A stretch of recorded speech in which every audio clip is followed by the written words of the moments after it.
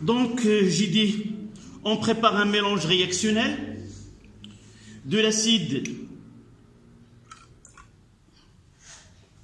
oxalique.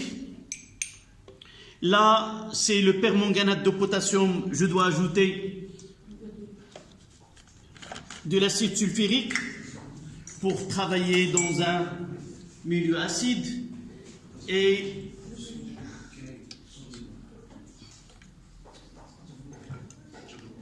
voilà.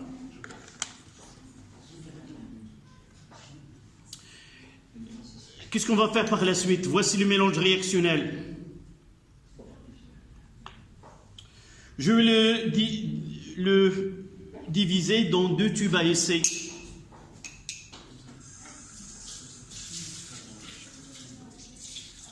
Et qu'est-ce que je vais mettre par la suite? Une partie là. Je vais avoir les deux volumes égaux. Voilà. Et je vais mettre de l'eau chaude. On va le laisser à l'extérieur et l'autre dans de l'eau chaude.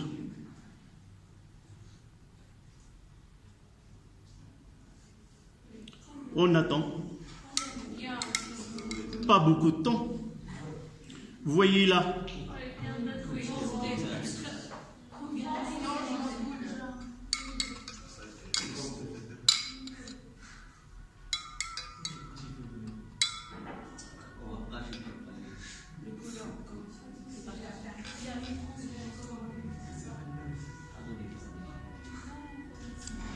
Ce que vous voyez qui se dégage, c'est le CO2. Vous voyez là. Là, c'est totalement décoloré. Et là, la réaction est encore... se produit encore. D'accord? Donc, nous voyons qu'en augmentant la température du mélange réactionnel, on peut augmenter la vitesse de la réaction. Je vais mettre celui-ci dans le tube à essai. On va voir. Évidemment, il prend moins de temps qu'à l'extérieur.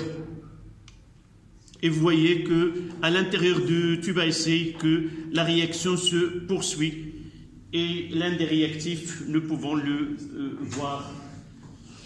Donc, mettons expérience.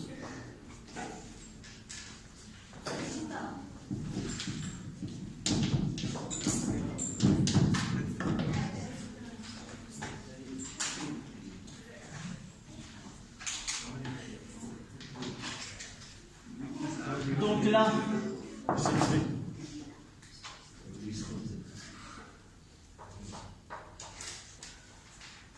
on mélange CK++ NnO4- plus H2C2O4. Et une petite remarque, j'ai ajouté de l'acide sulfurique pour que le produit de réaction ou le conjugué de MnO4-, ça sera Mn2+, pour avoir une coloration, une solution non colorée. Si je travaille en milieu non acide, le conjugué de MnO4-, ça ne sera pas Mn2+, ça sera MnO2. Et MnO2, elle est caractérisée par une coloration qui est un peu brune. Et par la suite, c'est difficile de dire qu'on est arrivé à la fin de la réaction. Dans ce cas-là, c'est facile de dire, voilà, la réaction, elle est terminée. Voilà les deux, après avoir mis ce tube à essai dans de l'eau chaude. Donc là, c'est le mélange. On mettra un tube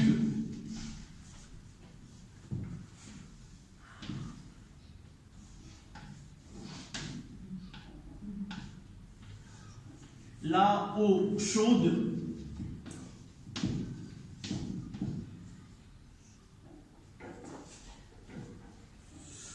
près 80 degrés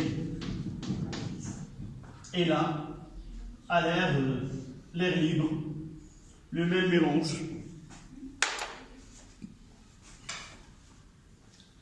Vous faites le schéma en même temps que moi.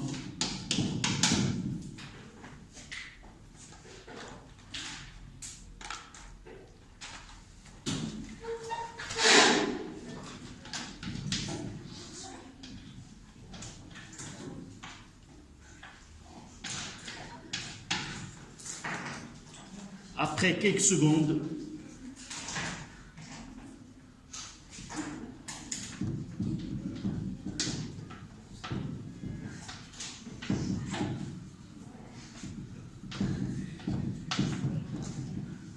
et la décoloration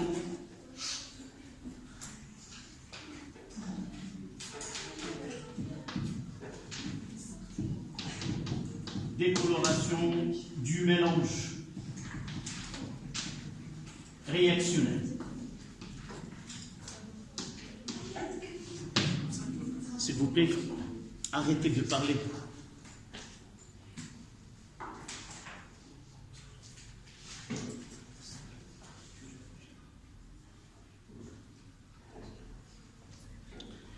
On écrira une phrase qui résumera cette expérience. Ce n'est pas la peine d'écrire, nous avons déjà écrit les demi-équations et l'équation d'oxydoréduction. Donc, écrire, vous,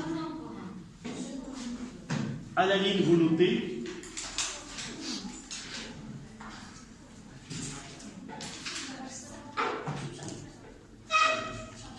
Vous notez, s'il vous plaît. Plus la température du milieu réactionnel est élevée, plus la température du milieu réactionnel est élevée, plus la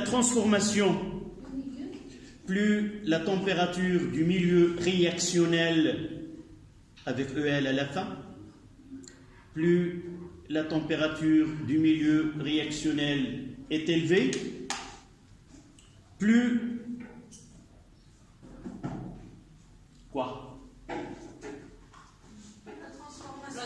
la transformation est rapide.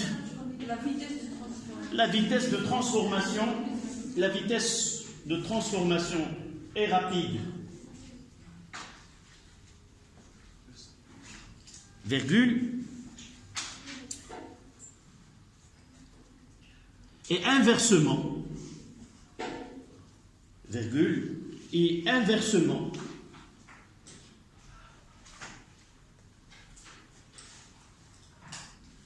plus la température du milieu est basse, plus la température du milieu est basse,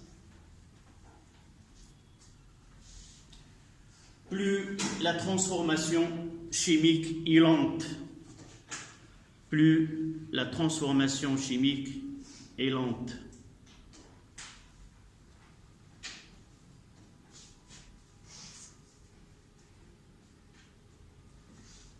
Plus la transformation chimique est lente.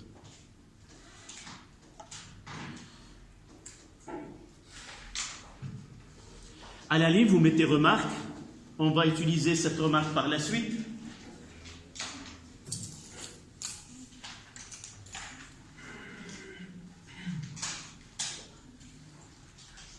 Remarque, on peut freiner ou du mélange réactionnel. C'est ce que on peut freiner. On peut freiner ou stopper ou arrêter une transformation chimique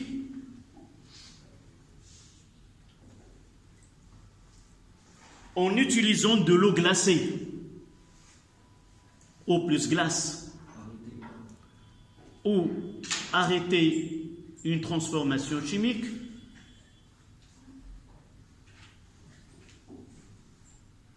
en utilisant de l'eau plus glace.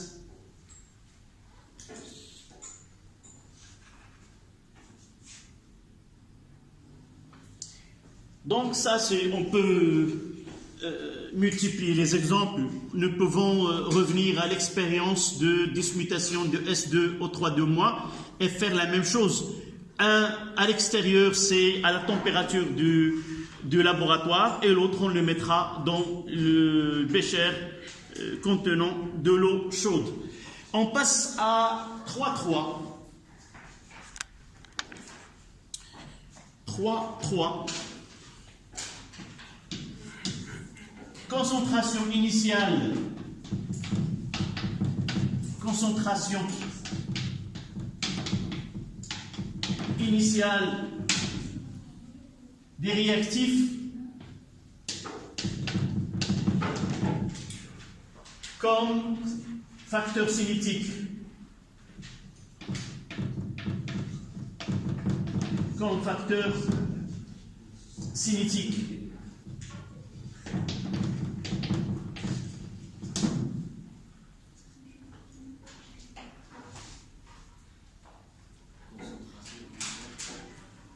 Tu n'entends pas? Je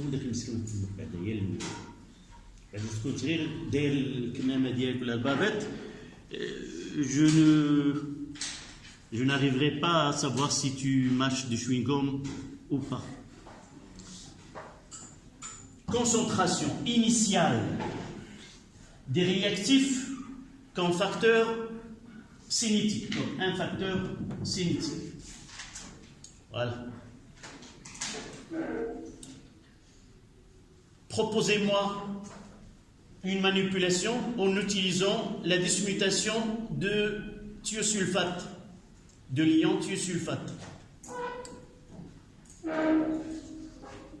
Proposez-moi un travail expérimental. Comment dois-je procéder pour faire apparaître l'influence de la concentration initiale apportée des réactifs comme facteur cinétique? D'abord, on comprend ce que dit le titre. Qu'est-ce qu'on veut mettre en évidence? Je dois d'abord utiliser deux réactions, une avec une concentration différente de l'autre, et suivre l'évolution, et savoir laquelle des deux, celle qui était avec des solutions concentrées et celle avec des solutions diluées, la plus rapide.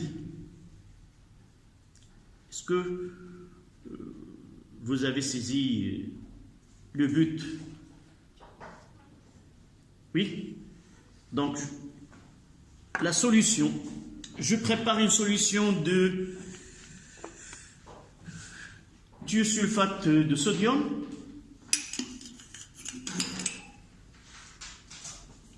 Donc,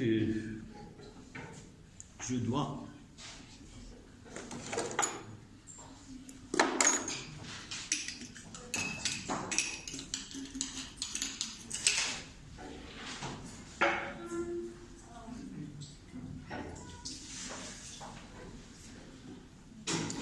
et parmi les...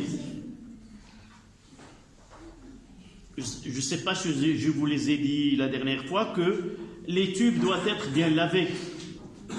Normalement, uniquement le thiosulfate de sodium solide avec de l'eau.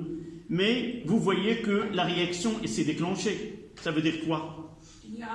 Ça veut dire que le tube à essai n'a pas été bien lavé. Et par la suite, il contient de l'acide. Une fois que je prépare la solution, la réaction se déclenche. Donc, je dois refaire et m'assurer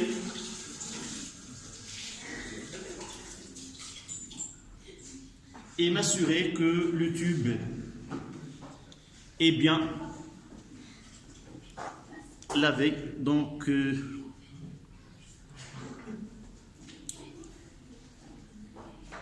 bouteille de...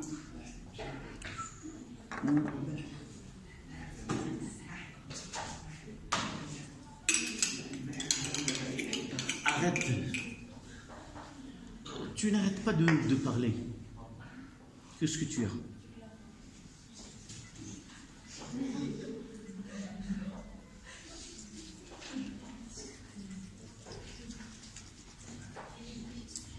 Voilà.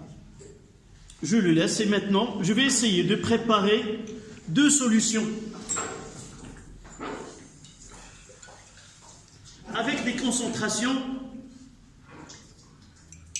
différentes. Et vous voyez que dans ce tube à essai, il y a de l'eau. Je vais ajouter de l'eau, de la solution, là.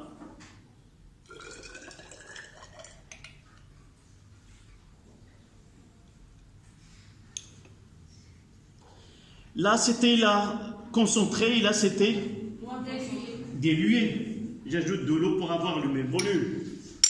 D'accord? Et j'ajoute de l'acide.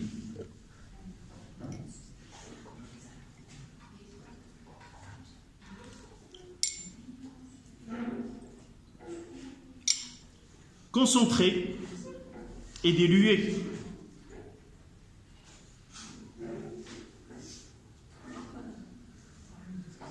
Et vous voyez que l'apparition des produits est ici plus rapide que l'autre côté, l'autre tube à essai. Donc, la concentration initiale des réactifs est un facteur cinétique. Plus la concentration est grande, plus la vitesse de réaction est grande aussi. D'accord? Je peux faire l'inverse. Avoir la même solution de thiosulfate, mais je mettrai de l'acide, je jouerai sur la concentration de l'acide. D'accord?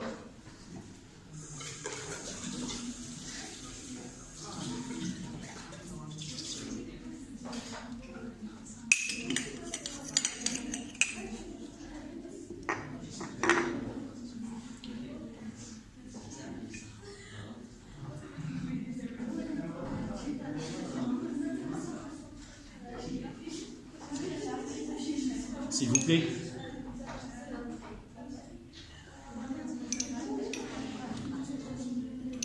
Voilà les deux solutions.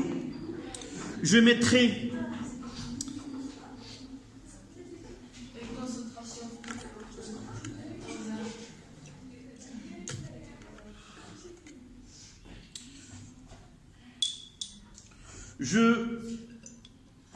prendrai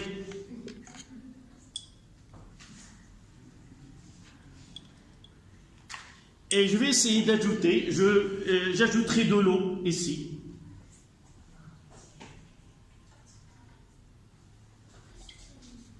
Et je vais essayer de garder le même volume. Donc j'ajoute de l'eau, j'enlève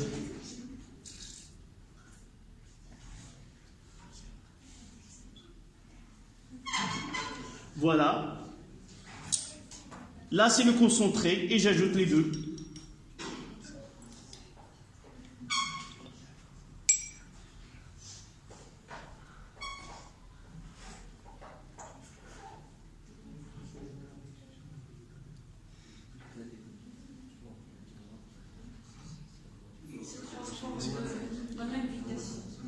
On va voir.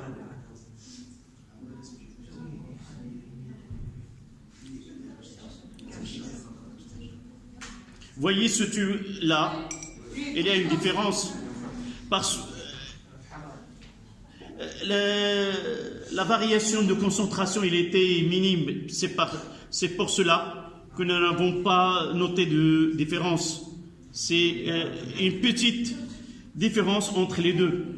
Je pourrais refaire et mettre uniquement très dilué. Donc il y a une différence entre les deux. Donc on mettra expérience de la même façon ici.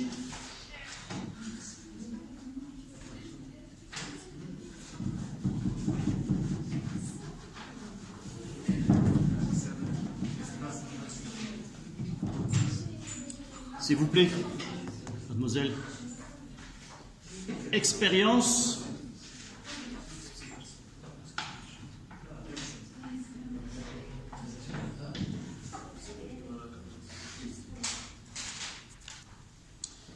Donc là, c'est une solution de tube à essai avec concentration différente.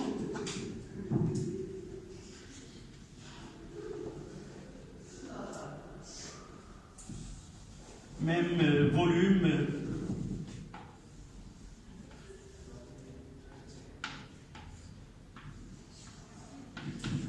A plus S2O3 de moins. Même ici, 2K plus S2O3 de moins. Là, c'est la concentration C1 et là, une concentration C2 avec C2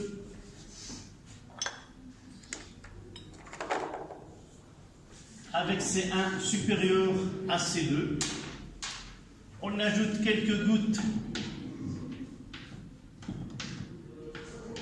de H3O plus Cl-. H3O plus Cl-. Même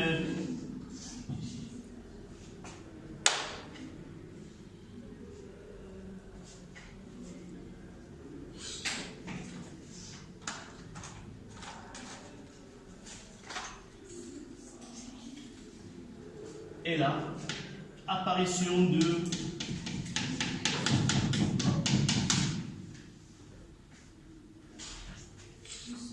oui. C'est la même. Ici, le même. S2O3 de moins.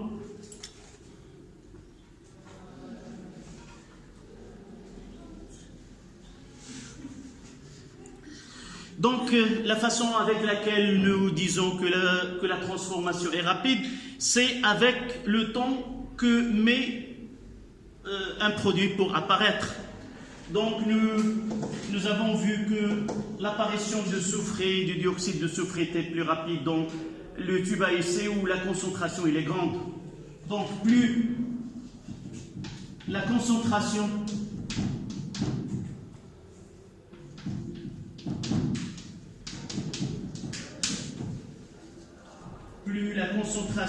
des initiales, plus la concentration initiale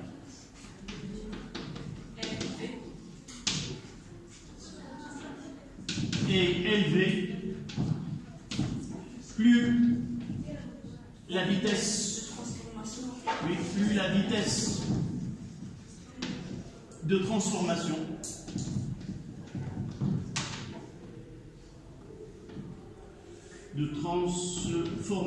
si tu peux faire n'importe est grande.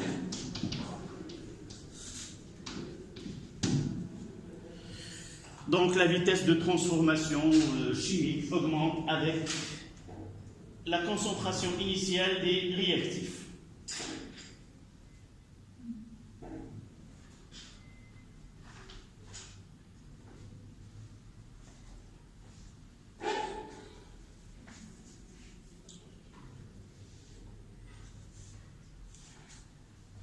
Le dernier point, c'est le catalyseur. 3-4. Le catalyseur.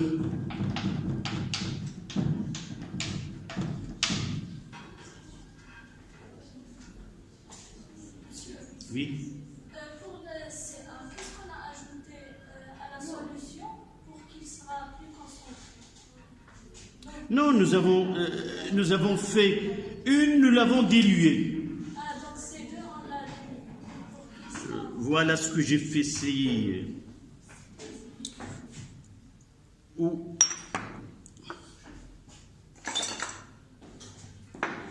que j'ai fait, c'est ça.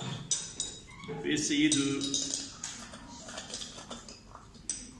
refaire.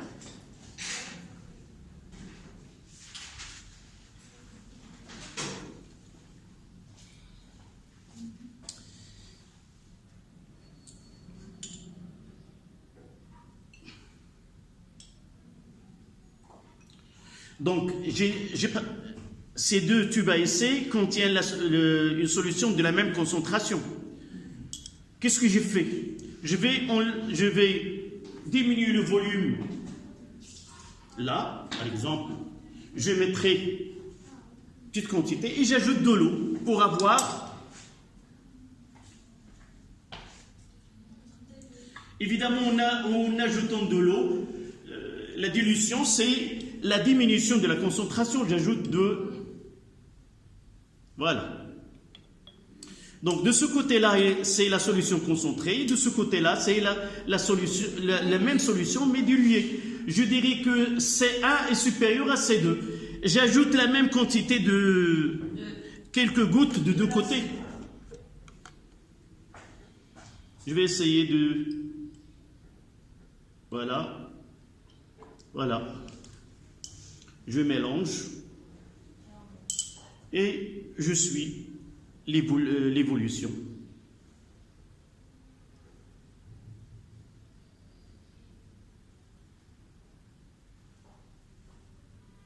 Même si je vois ici une nette différence.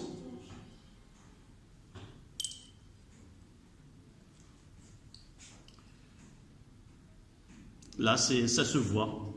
Nettement, il y a une différence entre les deux. Concentré, et là, c'est la solution que nous avons utilisée qui est la solution qui est diluée est la plus concentrée. Non, c'est le contraire. ملي كتجي تشربي قهوه كيقول لك واش قاصحه ولا خفيفه شنو هي قاصحه هي كونسونطري وخفيفه شنو هي في الدار بعض الاحيان كتشرب اتاي كيجيو كتجد لي هذا قاص كيقول لك واش نزيدك شويه ديال الماء اذا ملي كتزيد الماء كتقلي التركيز داكوغ فوالا لا ديفيرونس là c'est net d'accord. Donc on passe à le catalyseur. C'est quoi le catalyseur? C'est une espèce chimique d'une matière qu'on peut ajouter au mélange réactionnel de telle façon à augmenter sa vitesse sans qu'il affecte les produits ou la quantité de produits qu'on va obtenir. Ce qu'on va obtenir, ça sera le même, mais il se fera dans un temps plus petit. À noter qu'un catalyseur... Oui, je reprends. Un catalyseur, c'est une matière ou une espèce chimique qu'on ajoute au mélange réactionnel. Son but, c'est minimiser le temps pour arriver à la fin, sans entrer en réaction avec le mélange réactionnel, sans entrer entre guillemets. Mais nous disons que la façon avec laquelle il entre, c'est la même façon qu'il va sortir du mélange réactionnel. Est-ce qu'il va participer ou non? Pour nous, il n'affecte en rien ce qu'on aura comme produit, et même la quantité, il ne va pas être changé. Si nous obtenons une quantité de matière de 10-2 moles, on l'aura 10-2 moles, sauf il sera dans un temps plus petit. Autre chose, chaque réaction, chaque transformation chimique nécessite un catalyseur spécifique. Celui qui est un catalyseur pour une transformation donnée, ça ne sera pas un catalyseur vraiment pour une autre transformation. Donc il faut chercher à choisir le catalyseur adéquat qui est spécifique. D'accord? Je vais essayer de prendre un exemple, une réaction dans laquelle on va mettre en évidence la présence d'un catalyseur. Je prendrai une solution de K2S2O8, une réaction chimique qui se produit entre les ions S2O8 et les ions iodure. D'accord? Donc les réactifs, le iodure de potassium. C'était un catalyseur. Non, là ce sont les réactifs. Voilà, iodure du potassium. Et dans un tube ici, je vais préparer le solution de S2, de K2S2O8.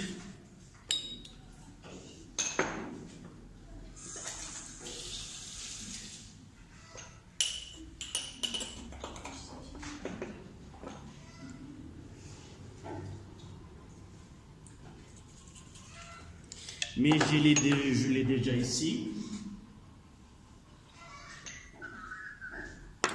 Donc, je vais essayer de faire un mélange réactionnel entre les ions S2O8 le premier réactif. Le deuxième réactif, c'est le iodure de potassium.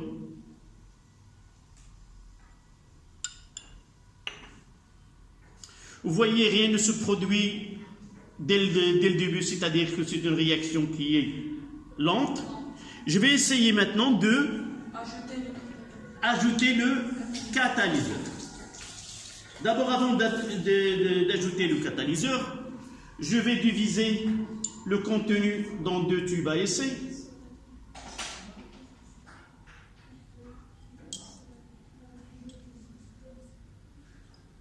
Voilà. Là, c'est la réaction entre l'iodure de potassium et l'ion S2O8 Le catalyseur dans ce cas-là, ce sont les ions ferreux, Fe2+. D'accord? Je vais essayer de prendre quelques cristaux des ions Fe2+, et je vais mettre. Et vous voyez que la réaction se déclenche dans le tube à essai où j'ai mis des ions Fe2+, et la coloration que vous voyez, c'est la coloration de le diode I2, qui est le conjugué de I-. Lorsque I réagit, I- réagit avec S2O8 elle donne I2. Donc, nous disons dans ce cas-là que les ions Fe2+ jouent le rôle de catalyseur. D'accord?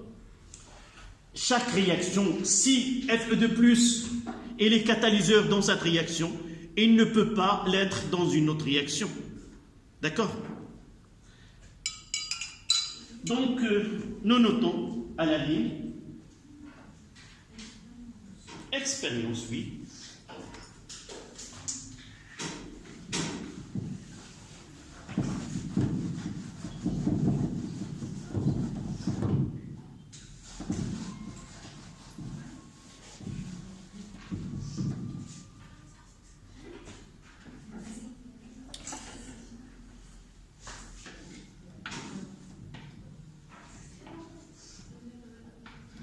Ici, c'est 2K plus S2O8 plus K plus I-. Nous utilisons 2 tubes à essai.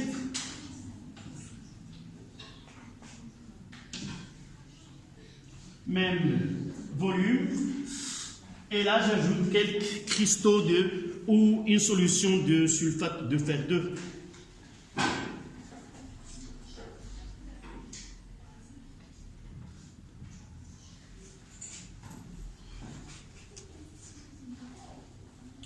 Soit des cristaux, soit une solution des ions Fe2+.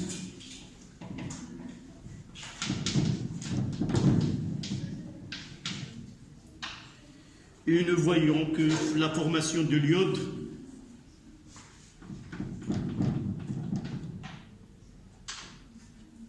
apparition de I2. Mais là, ça demande de... Voyez, regardez, la température d'abord, il a augmenté, et même celui-ci, après un certain temps, on aura la même coloration. Sauf, la même coloration, ça veut dire quoi? Ça veut dire qu'on obtient la même quantité de matière de I2. On n'aura pas une coloration plus foncée dans un tube que dans l'autre. Sauf, obtenir cette coloration-là, ça demande un temps plus grand. Si je laisse les 2 tubes à essai au laboratoire, d'ici le samedi, nous pouvons voir la même teinte. D'accord? C'est-à-dire la même quantité de I2 qui se formera dans les 2 tubes à essai. Je vous demande d'écrire l'équation de la réaction. Malheureusement, j'aimerais bien que vous preniez l'exercice là. On n'aura pas le temps, mais je le mettrai en image dans le groupe et essayer de le chercher. Donc, c'est mieux d'écrire l'équation de cette réaction que de noter cet exercice. Le conjugué de S2O8 2-, c'est SO4 2-. Donc, pour écrire les demi-équations, c'est S2O8 2- et SO4 2-. Et I-, ça donne I2. Comment peut-on équilibrer ces deux demi? Oui. On ajoute. Donc, je prends la craie pour te suivre.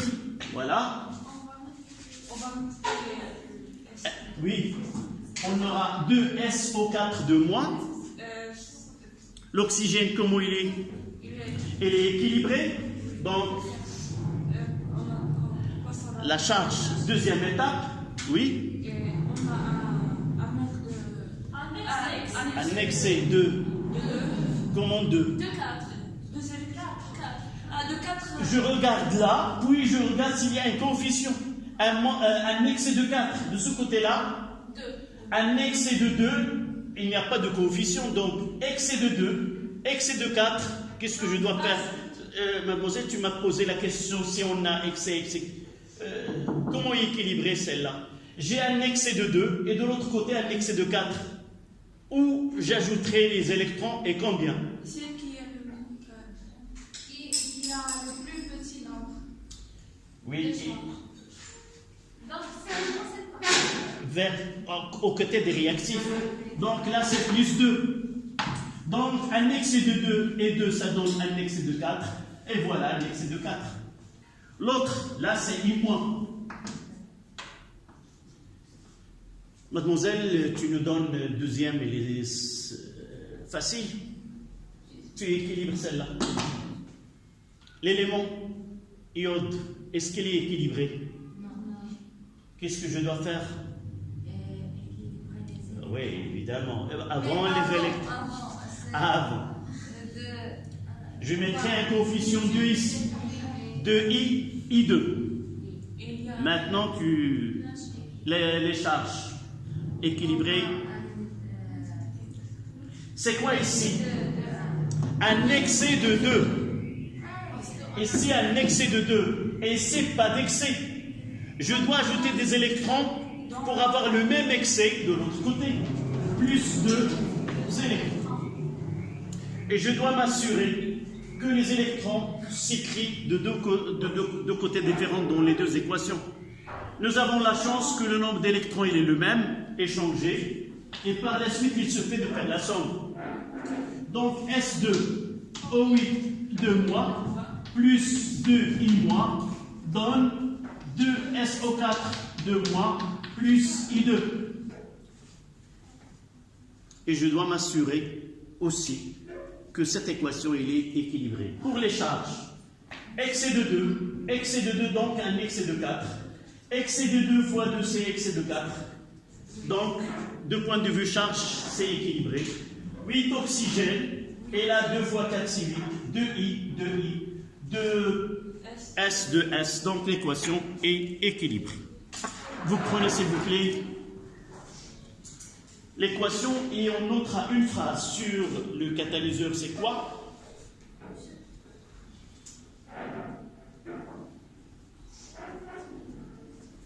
Oui.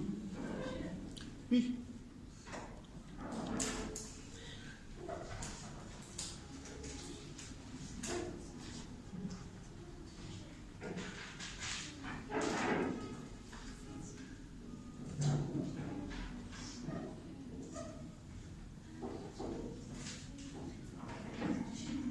Évidemment, nous n'avons pas parlé. Regardez la teinte là. Elle est la même dans les deux tubes. Ça veut dire que la présence de Fe2+ ne changera pas la teinte, c'est-à-dire la quantité de matière de I2 formée.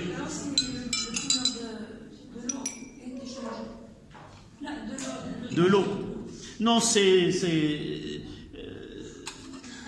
le bécher n'a pas été bien lavé. Je suis seul, je fais le ménage seul, donc parfois, si vous pouvez m'aider la prochaine fois, on fera ensemble, mais avec ce coronavirus, il nous a obligés de changer notre méthode de travail. Oui?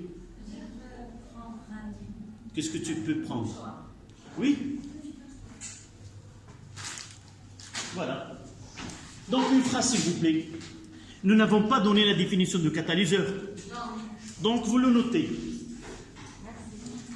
Un catalyseur est une substance, c'est pas la même que tu as sur le cahier. D'accord? Non. Ça veut dire, si tu l'as déjà sur le cahier, c'est pas la peine de l'écrire. J'ai dit que c'est pas la même version que sur le cahier. Un catalyseur est une substance capable d'augmenter la vitesse de réaction. Est capable d'augmenter la vitesse de réaction. Est capable d'augmenter la vitesse de réaction sans changer